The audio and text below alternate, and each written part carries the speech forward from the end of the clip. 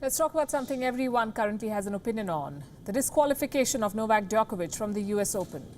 He's the world's #1 tennis player, he's in form, he has a massive fan following, but he can no longer play this Grand Slam. For those of you who've not been following tennis, Djokovic has been disqualified from the US Open because he has defaulted. It happened during the 4th round of the US Open. He was playing Spain's Pablo Carreno Busta.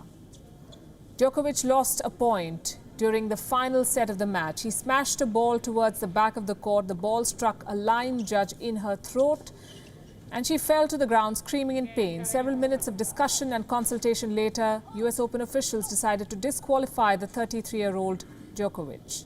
The Grand Slam rules say, and I quote, "Players shall not at any time physically abuse any official, opponent, spectator or other person within the precincts of the tournament." So was the disqualification right? Does this rule apply here? The jury is still out on that, and I'm not an expert on tennis, so I will not weigh in. What I'm more interested in discussing is what we can learn from this disqualification.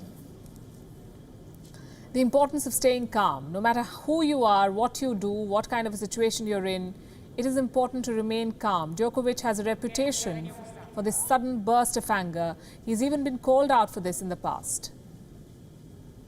Why is it unbelievable? Yeah, because you're always picking this kind of things. It's incredible. You keep doing these things. You know, I keep doing these things. Well, why don't I get suspended then? I'm saying you were close, weren't you? That's what I'm saying. I'm close. I'm still not suspended, so if I'm not close, I'm not close.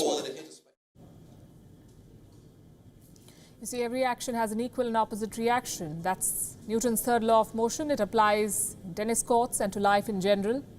Our actions always come back to haunt us. On Friday, I told you about the story of a leaf artist. She lost her job at a factory in the Philippines to the Wuhan virus pandemic. She turned to art to stay sane. Her story tells us what we should do. Djokovic's story tells us what we shouldn't. And I have nothing against him. He's a brilliant tennis player.